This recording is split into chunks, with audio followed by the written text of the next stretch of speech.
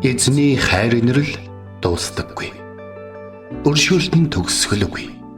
Өглөө бүр энэ нь цоо шин.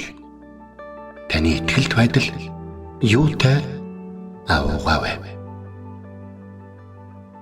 Хермоны шүүдэр өглөөний хөтөлбөр эхэлж байна.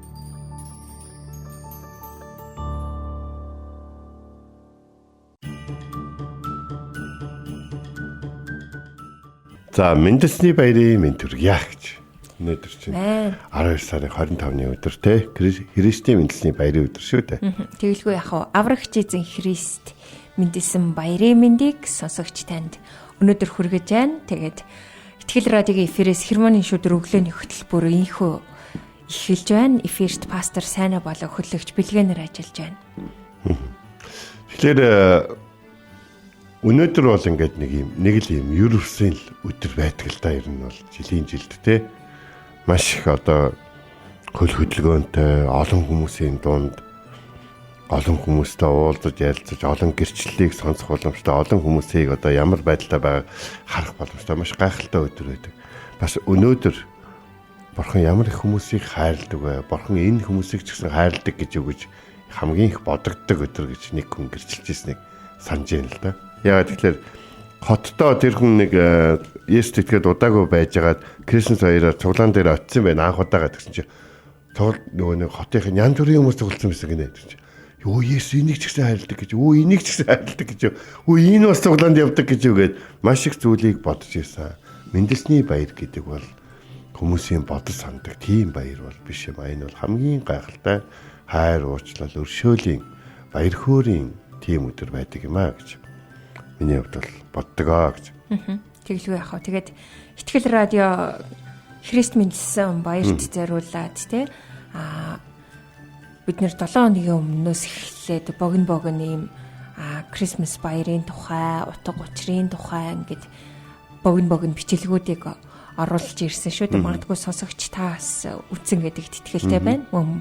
Баярт зориулсан өвлийн үлгэр түүхүүдийг бид нэр бас оруулж байгаа. Тэгээд таны амьдралд ч гэсэн тэр гайхамшигтай түүхүүд бэлээ олж байгаа гэдэгт итгэлтэй байна. Бидний оруулж исэн нэг бичлэг донд энэ тухай бичсэн байсан. Христ мэндэлснээр бүх зүйлс өөрчлөгддөг юм аа. Христ мэндэлснээр хоноо хариулж байсан хончдыг дэлхийн нүглийг үргэж Бурхны хургийг хүндэтгэгчд болгон өөрчилсөн юм аа. Христ мэндэлснээр од дагагч мэрэгдийг шин төрсөн хаанд хүндэтгэл мөрөглийг өргөгчд болгон өөрчилсөн. Христ мэндэлсэн баяр жинхэнэ нутгаараа баяр болоход та биднийг өөрчилдөг юм аа. Амен. Та үүнд итгэж гин үү? Аврагч ирсэнд та баярлж гин үү? Тэгээ энэ цагт хамтдаа эзний өмнө ирж баяр хөөртэйгээр аврагч ирсэнд баярлаж байна хэмээн магтанд олцгаая.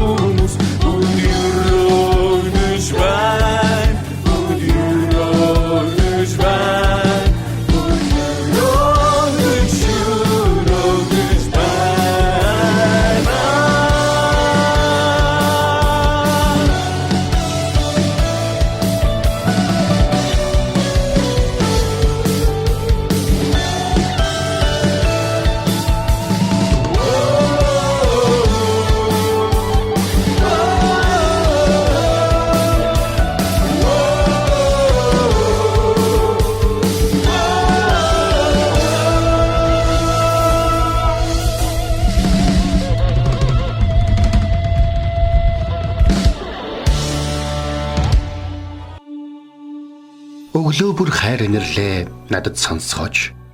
Танд л би итгэдэг үлээ. Явах замыг минь надад зааж өгөөч. Танд л би сэтгэлээ өргөн байна. Дуулал 143-ийн 8. За өнөөдөр бид нар хамтдаа Матай 1:21 ишлэгийг үзнэ. Түрүү манай хөтлөгч Билгээ хэллээ шүү дээ, тэ.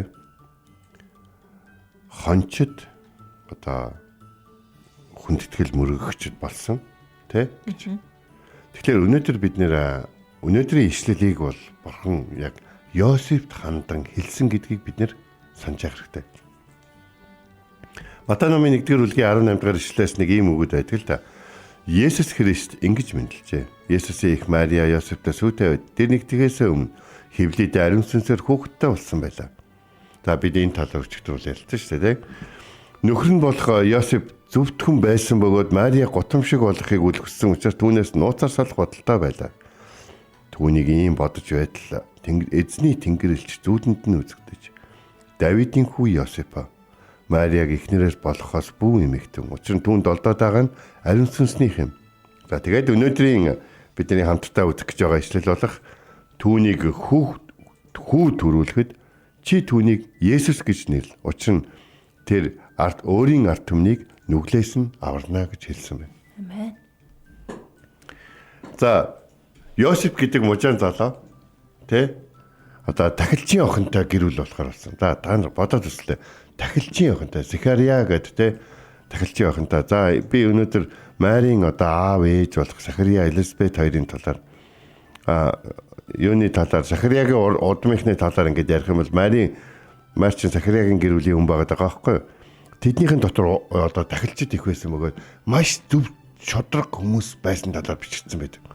Маш зөв шудраг. Бодоод үзээрэй.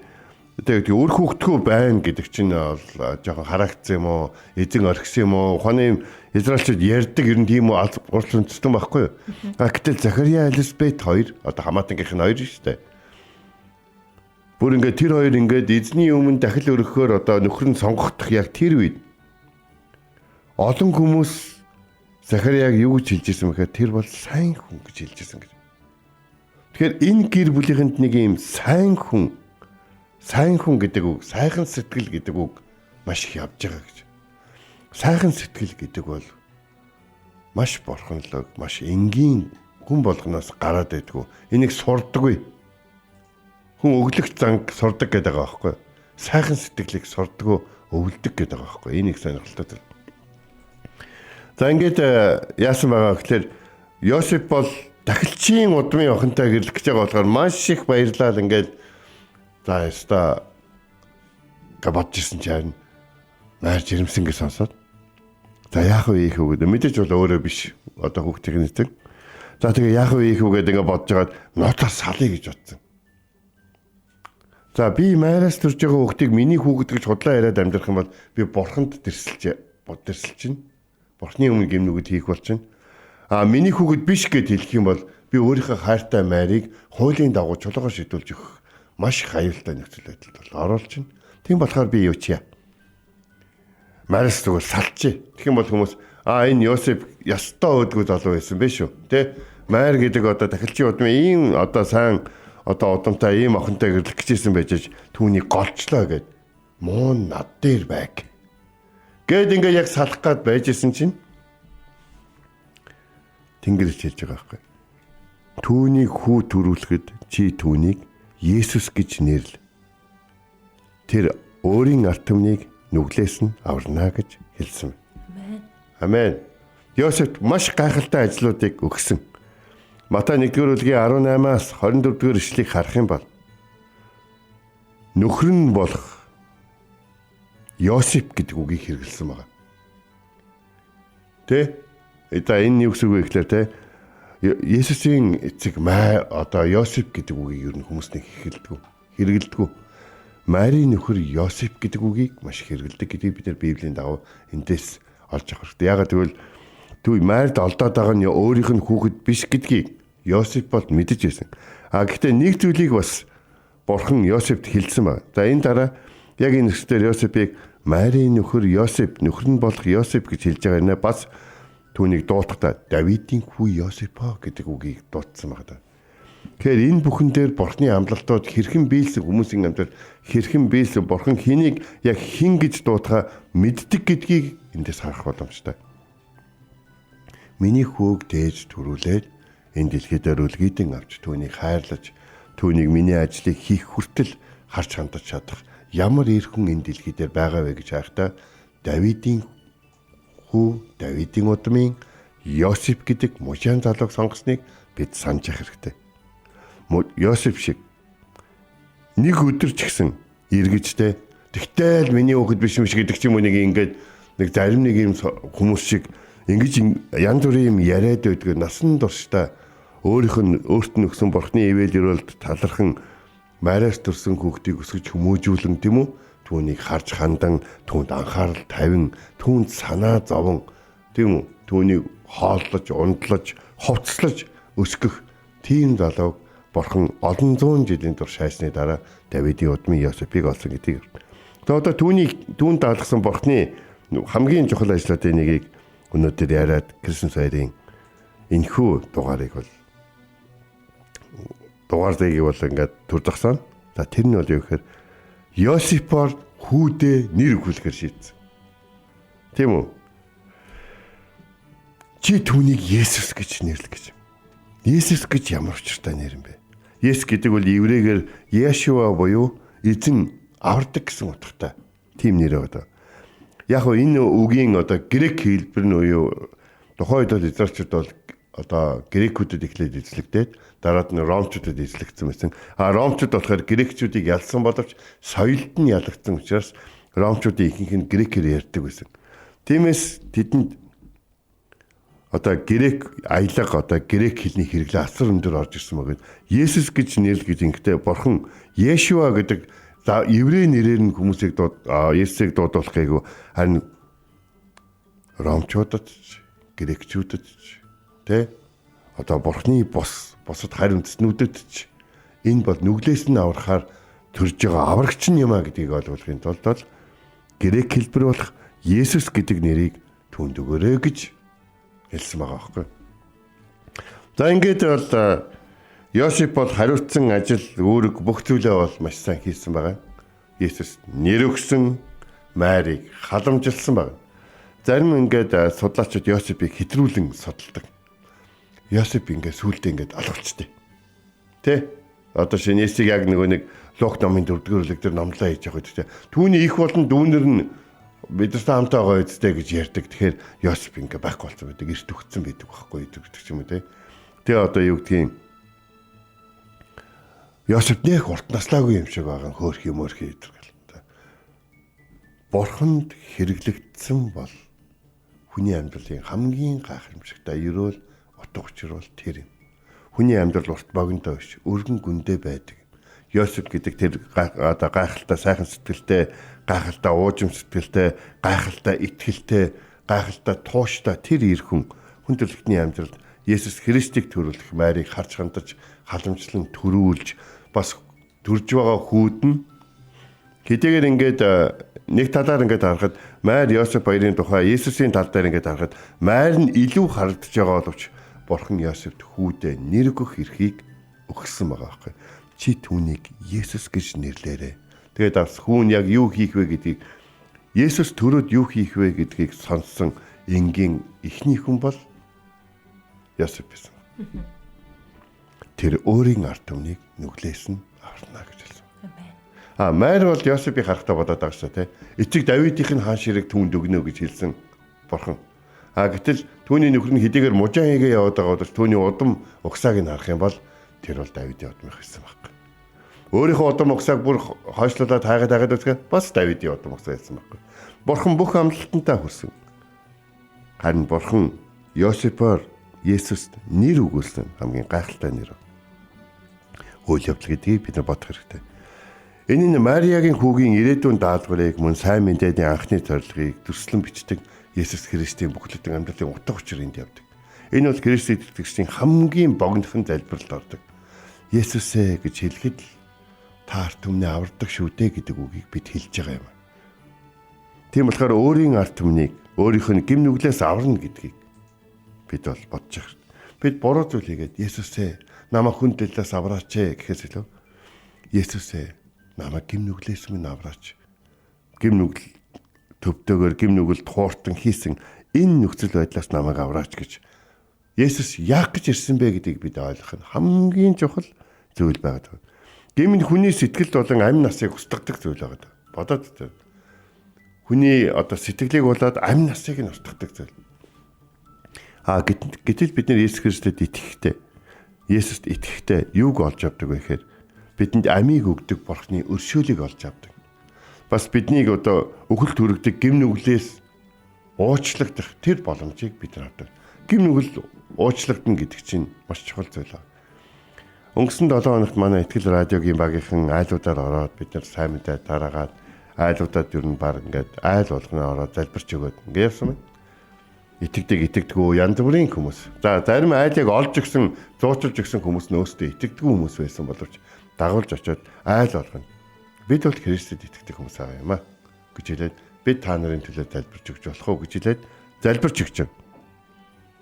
Залбирч өгснийхаа дараа харж агаад нэг 5-6 айлд нь миний хэлсэн үг бол юу гэсэн бэ? Есүс Христэд итгэхээрэй. Есүс Христ уучладаг юм шүү. Хүмүүс амьдралынхаа одоо энэ нөхцөл байдлыг өөрчлөөд амжилтанд хүрчиж болдгийг. Хүмүүс хүнийг уучлж болдгийг. Харин хүн өөрийгөө уучлах бол хамгийн том хэцүү зүйл байдаг. Таныг өөрийгөө уучлах чинь, өөрийгөө олох чинь, цаашаа явахт чинь Есүс танд туслаа шүү. Бид нар дандаа танд тусалж чадахгүй. Танд туслахыг хүсдэг таны хайрладаг хүмүүсээс дандаа тусалж чадахгүй. Харин Есүс тантай өрүүлж хамтаа байв шүү. Би айл болгонд ороод хэлдэггүй ч гэсэн бодож байгаад хүмүүст хэлмээр санагдах хамгийн гол зүйл бол Есүс биднийг өөрийгөө уучлахад тусалдаг шүү. Бид бусдыг уучлах талаар их ярьдаг, харин өөрийгөө уучлах болон өөрийгөө уучлуулах талаар бага боддог. Өөрийгөө уучлдаггүй, өөрийгөө уучлуулах талаар бага боддог хүн Христэд итгэлийн он жилүүд нь хичнээн олон байсан ч, мэдлэг нь хичнээн их байсан ч хэцүү хэврээлээд та Есүс гэдэг нэрийг дуутах болгондоо таныг аврах гэж мэдлсэн гэдгийг мартаж болохгүй шүү. Таныг аврах гэж мэдлсэн. Тиймээс бидний хамгийн гол бодох ёстой зүйл бол иш үзүүлэгчдээр дамжуулан Бурхан хэлсэн амандаа хүрэхдээ юу гэж хэлсэн бэхээр би үндэстнүүдийн дунд эзэмшил болгож Израилийн ард түмнийг сонгоно. Тэгэд бид тэднийг нүглээс нь аврагчийг төрүүлэх болно. Тэгэхээр бид Есүс Христийг одоо янз бүрээр дууддаг гэдгийг бол мэднэ. Жишээ нь Иммануэль ч юм уу те. Тэгэл Бурхан бидэнтэй хамт байдаг гэдэг утгатай ийм нэр байгаа шүү дээ. Гэхдээ миний хувьд бол Есүс Христ гэдэг энэ үг нь хамгийн үнцэнтэй, хамгийн чухал байдаг. Хүн төрлөختний аврагч гэдэг. Бид нар ингээд гоё үг, уран сайхны үг хэллэг ингээд хэрэглээд ээж болох боловч хамгийн гол зүйл нь Есүс яах гэж ирсэн бэ гэдэг энэхүү асуултанд Есүс тэгээд хийн гэдэг энэхүү асуултанд Есүс тэгээд надад юу хийж өгөх юм гэдэг энэхүү асуултанд хариулах царын ганц зүйл нь Йосефт Бурхан тэр шүн Давидын удам Йосефа майр далдаад байгаа нь ариун сүнснийх шүү. Чи түүнийг хүү төрүүлэх үед нь хүүг нь Есүс гэж нэрлээрэй. Учир нь тэр өөрийн ард түмнийг нүглээс нь аврах болно гэж хэлсэн. Есүс гэдэг нэрийн утга нь эзэн авардаг гэсэн утгатай юм шүү. Есүсийн нэрийг дуудаарай. Эзний нэрийг дуудсан бүхэн аврагдах болно.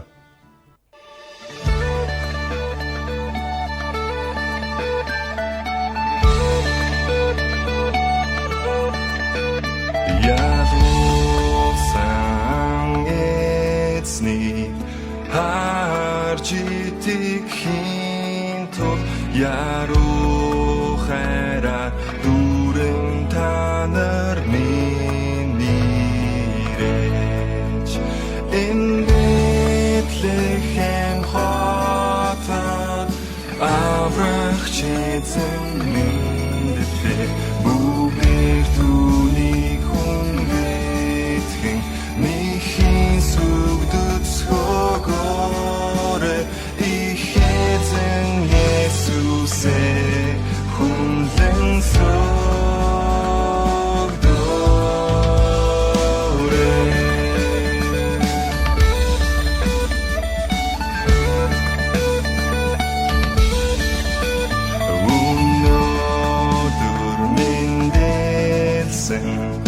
эзэн таньда ёслыг ирхэм алдрыг авсан Есүсийг эзэн энэ хэлтэй үг тань миний сэтгэл дайрлаа бүгдээр түүний хүндэтгэн михийн сүгдүцгөөгөөр их эзэн Есүсээ хүнлэн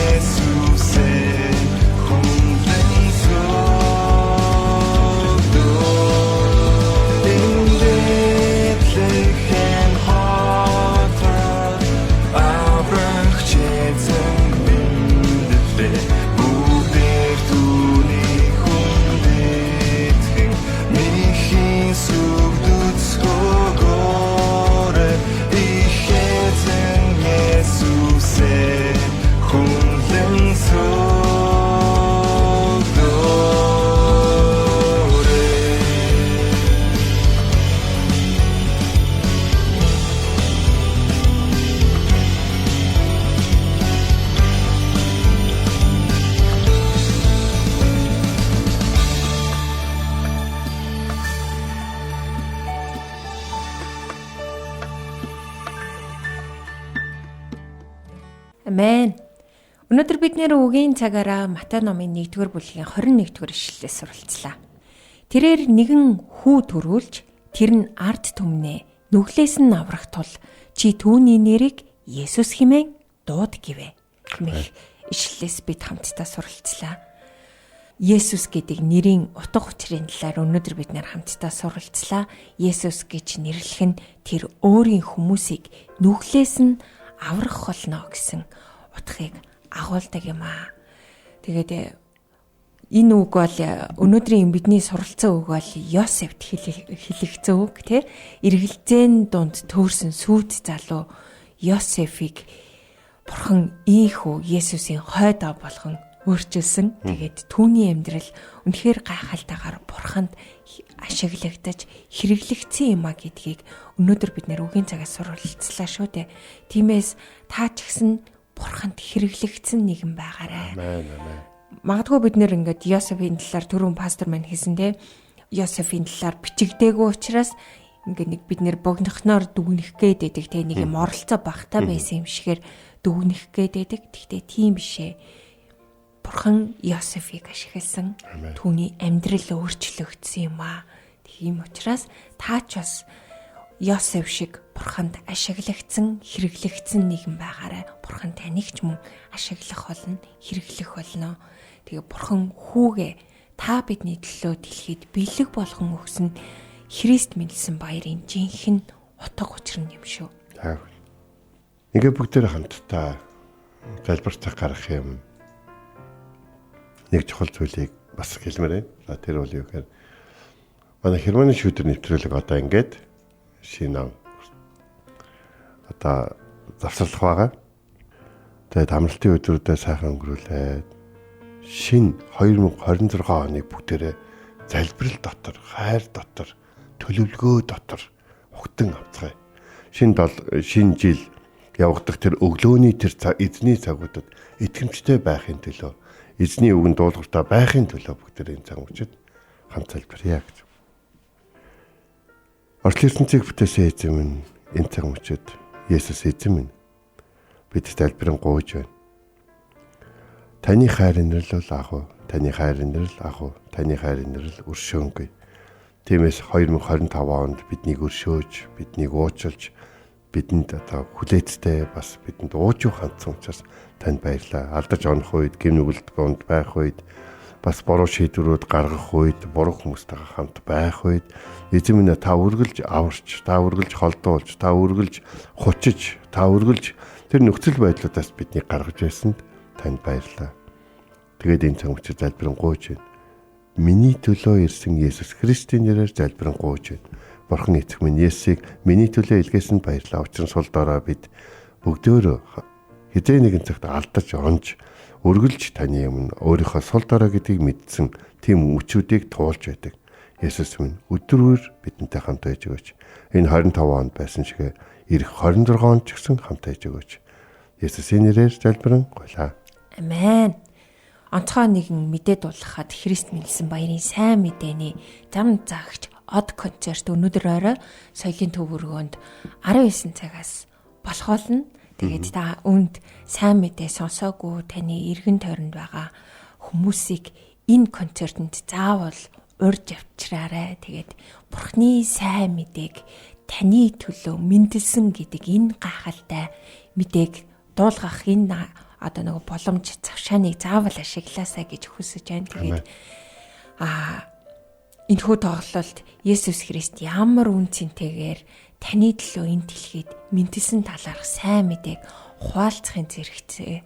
Маш гайхалтай одоо дэлхийн алдартай дуунуудыг мэрэгжлийн дуучид хөгжимчид уран чадвараар хишглүүлнэ гэд бодохоор үнэхээр гайхалтай. Тэгээд өнөөдөр орой та 19 цаг хүртэл зөндөө хугацаа байна шүү дээ. Энэ хугацааг та ашиглаад хоцорсон гэж битгий бодорой тий.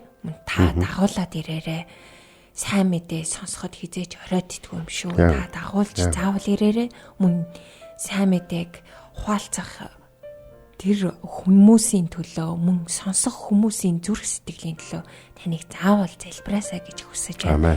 Бурхан бидний залбиралд хариулдаг үнэхээр сайн аврагч эзэн билээ. Тэгээд бидэнтэй хамт өглөг өгцөн сонсогч танд баярлалаа. Тэгээд түрүүн пастор маань хийсэн хермоны шүүдэр өглөөний хөтөлбөр маань өнөөдрөөс эхлээ бид нэр Крисмсийн амралтаа авж байгаа учраас он гараад уулзах болно. Тэгээд тэр болтолтаа залбирал талархал дүүрэн эзний өмнө ирж шинэ оноо өгтаарай. Тэгээд энэ төхөрөд хермоны шүүдэр өглөөний хөтөлбөр өндөрлөж байна. Бидэнтэй хамтайсан сонсогч танд баярлалаа. Эзэн таныг харж хандах болтугай. Эзэн зүрхийг чинь Бурхны хайр ба Христийн төвчөрт чиглүүлэх болтугай. Хермоны шүүдэр өглөөний хөтөлбөр танд хүрлээ.